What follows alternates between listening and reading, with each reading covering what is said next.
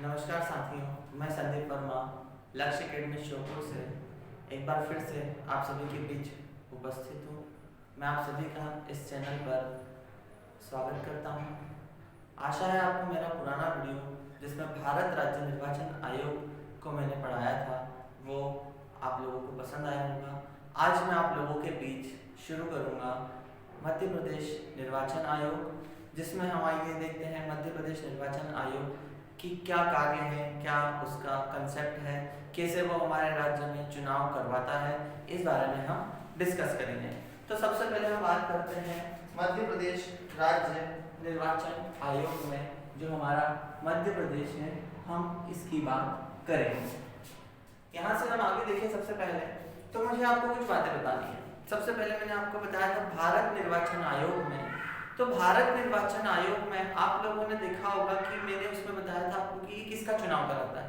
तो ये सिर्फ राष्ट्रपति, प्रधानमंत्री, मतलब हम बात करें लोकसभा का चुनाव, उपराष्ट्रपति का चुनाव, इसके बाद हमारा जो चुनाव कराता है उसमें विधान परिषद, विधानमंडल मतलब विधानसभा के चुनाव कराता है। बट जब हमारे राज्य में किसको जोड़ा गया, जब हमारे संविधान में पंचायती राज को जोड़ा गया, वो नगरीय निकाय को जोड़ा गया 73वें और 74वें संविधान संशोधन के बाद, तो उस टाइम हमें जरूरत पड़ी कि अब इन राज्यों में चुनाव कैसे कराना होगा, इन राज्यों में चुनाव कैसे कराना होगा। तो इन राज्यों में चुनाव कराने के लिए भी हमारे देश में किसकी स्थापना की गई, राज्य निर्वाचन आयोग की। हर राज्यों में इसकी स्थापना की गई। तो आप सभी को मैं बताऊं सबसे पहले कि यहाँ पर देखिए 73वां संविधान संशोधन, जिसके अंतर्गत हमने पंचायती राज को भाग 9 में जोड़ा, और भाग 9 में जोड़ने के साथ साथ हमने क्या किया, भाग 9 में जोड़ा और जिसे हमने 11वीं अनुसूची में जोड़ा। आप ये याद रखिएगा, ये बहुत बार इंपॉर्टेंट क्वेश्चन है, ये पूछ लिया जाता है कि भाग 9 में है पंचायती राज का जिक्र और जो अनुसूची है वो है 11वीं अनुसूची। इसके बाद हम बात करें, इसके बाद जस्ट मतलब 74वां संविधान संशोधन हुआ, 74 संविधान संशोधन, जिसके अंतर्गत जिसे हमने भाग 9 भाग क में जोड़ा गया, भाग 9 का जो क था उसमें जोड़ा गया। इसकी जो अनुसूची जो बनाई वो थी हमारी अनुसूची 12वीं अनुसूची। हमने इसे कौन सी अनुसूची में रखा है, याद रखिएगा, संविधान में हमारे 12 अनुसूची है, तो हमने इसे 12वीं अनुसूची के अंतर्गत रखा गया है। अगर हम बात करें इसमें तो ये कब हुआ था, तो ध्यान रखिएगा इसका सन है, ये दोनों संविधान संशोधन सन 1992 में हुए थे। कब हुए थे, सन 1992 में। अब हम आगे बात करते हैं, इसके बाद आप लोगों को आगे का भी पता होगा कि सन 1993 में पंचायती राज लागू हुआ, और पंचायती राज लागू होने के बाद क्या हुआ, फिर यह वाला आपका निकाय आया। तो ये जब हमने बात करें राज्य निर्वाचन आयोग मध्य प्रदेश में कब स्थापित हुआ, तो ध्यान रखेंगे इसकी स्थापना मध्य प्रदेश में, जो राज्य निर्वाचन आयोग है इसकी स्थापना मध्य प्रदेश में 1 फरवरी 1994 को की गई। बहुत इंपॉर्टेंट क्वेश्चन है, इस साल में मध्य प्रदेश पीएससी के लिए पूछ सकता है कि राज्य निर्वाचन आयोग का गठन कब हुआ।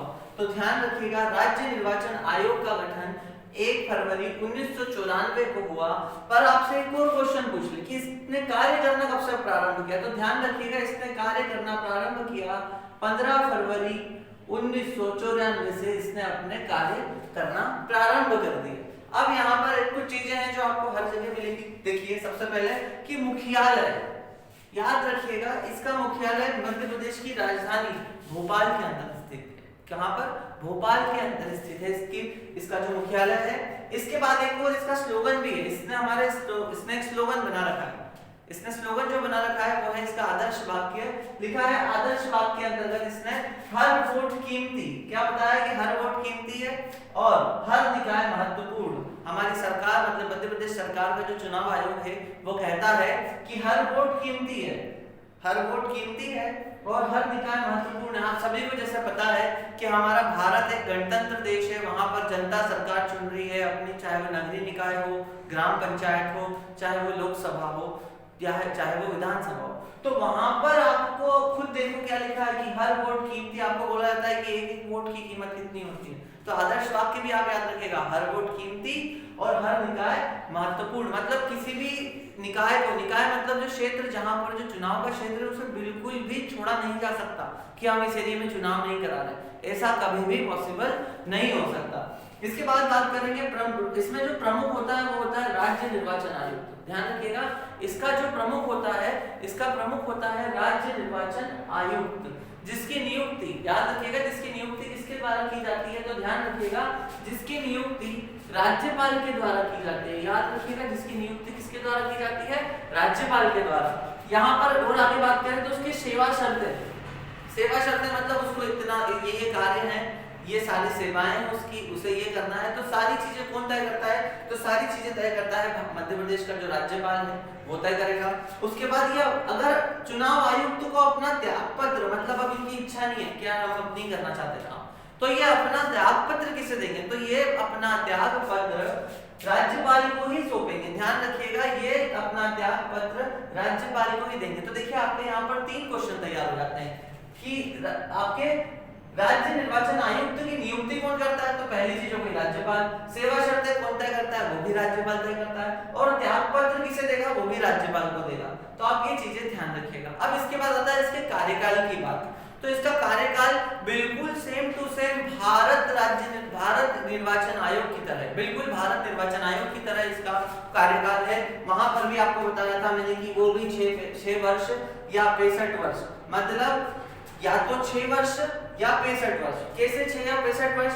बात करें अगर कोई व्यक्ति 62 वर्ष की एज में आया है, कहां पर 62 वर्ष की एज में आया है, तो उसकी एज जब तक 65 नहीं होगी, जब तक उसकी 65 मतलब ये पद पे वो कितने साल बना रहेगा, सिर्फ 3 साल तक काम करता रहेगा। और वहीं पर अगर ये पर्सन आपका 58 साल में आता है, तो 58 वर्ष की अगर ये उम्र में कोई यहाँ पर राज्य निर्वाचन आयुक्त बनता है 58 साल की एज में, तो वो 58 साल की एज से क्या करेगा, यहाँ से हम इसमें +6 जोड़ देंगे तो वो 64 साल तक क्या करेगा, 64 वर्ष की उम्र में आकर रिटायर्ड हो जाएगा। मतलब जो चीजें पहले हो जाए, या तो उसकी आयु 65 वर्ष हो जाए, या फिर उसने क्या कर ले, या फिर वो 6 वर्ष पूर्ण कर ले, यह उसका क्या है, यही उसकी पदावधि है या फिर उसका कार्यकाल है। इसके बाद करेंगे बात हम इसको हटाने की प्रक्रिया।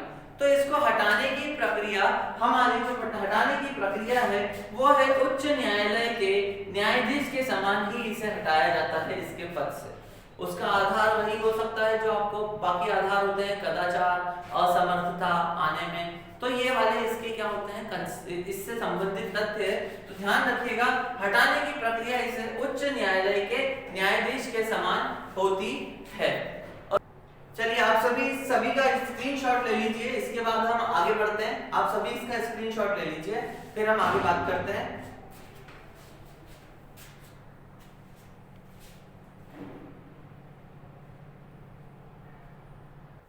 आइए अब हम आगे देखते हैं कि इसकी संरचना कैसी होती है। तो ध्यान रखिएगा जो संरचना है हमारे किसकी, जो संरचना है हमारे राज्य निर्वाचन आयोग की, तो राज्य निर्वाचन आयोग ध्यान रखिएगा एक सदस्यीय निकाय है। कैसा निकाय है, एक सदस्यीय निकाय है।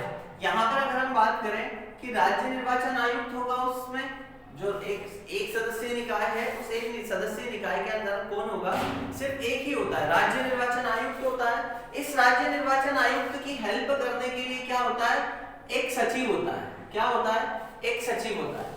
फिर इसके बाद अगर हम बात करें तो ये सचिव के नीचे बहुत सारे उप सचिव होते हैं। इन सचिव के नीचे बहुत सारे उप सचिव होते हैं। अगर हम बात करें तो जो उप सचिव है, तो ध्यान रखिएगा जैसे अगर हम बात करें जब भी चुनाव होता है तो उपचुनाव में बहुत सारे विभाग डिवाइड होते हैं। जैसे अगर पंचायत चुनाव है तो पंचायत में पंचायत वाला होगा, तो जो पंचायत क्षेत्र होगा तो वहां पर एक अधिकारी अलग नियुक्त किया जाएगा कि वो वहां पर कौन कौन नामांकन कर रहा है। फिर आपका इसके बाद जनपद पंचायत, तो अधिकारियों को नियुक्ति की जाती है जो प्रत्याशियों के द्वारा नामांकन फॉर्म भरे जाते हैं।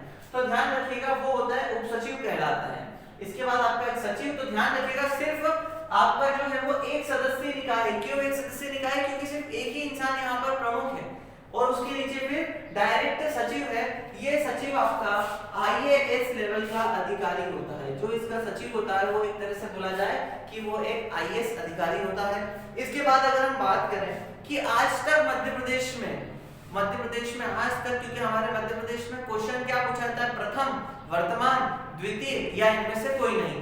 तो इस तरह से देखा जाए तो मध्य प्रदेश में जो आज तक राज्य निर्वाचन आयुक्त, मतलब अगर बोले राज्य निर्वाचन आयुक्त जो जो सम्मिलित हुए हैं या जिन जिन पर्सन ने इस पर पद ग्रहण करा है उनकी बात करते हैं। तो ध्यान रखिएगा, सबसे पहले नंबर पर इस पद पर जो बैठे थे वो थे एन.बी.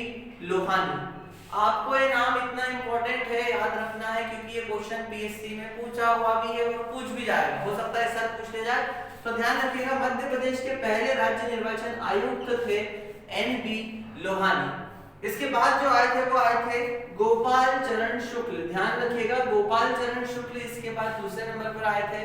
तीसरे नंबर पर आए थे आपके आदित्य विजय सिंह। तीसरे नंबर पर नाम है आदित्य विजय सिंह। इसके बाद है अजीत रायजादा। चौथे नंबर पर जो बने हमारे वो है अजीत रायजादा।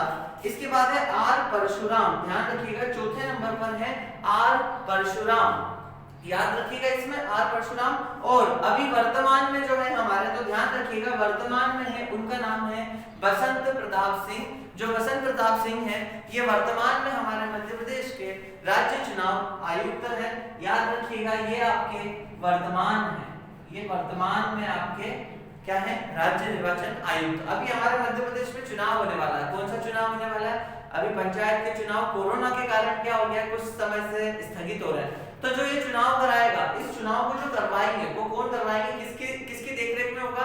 तो वो होंगे मिस्टर बसंत प्रताप सिंह। ध्यान रखिएगा, मिस्टर बसंत प्रताप सिंह। ठीक है, इसके बाद कुछ और फैक्ट है। कभी-कभी सचिव से क्वेश्चन आ जाएगा कि प्रथम सचिव कौन थे, प्रथम महिला सचिव कौन थी, या फिर वर्तमान सचिव कौन है। तो यहाँ से भी हमें 3 फैक्ट और मिलते हैं। यहाँ पर अगर हम बात करें प्रथम सचिव की, तो मध्य प्रदेश के जो राज्य निर्वाचन आयुक्त है उसके अंडर में एक व्यक्ति जो है काम करने के लिए, उसके जो प्रथम सचिव थे, तो ध्यान रखिएगा प्रथम सचिव का नाम था श्री प्रकाश चंद्र। ध्यान रखिएगा, श्री प्रकाश चंद्र।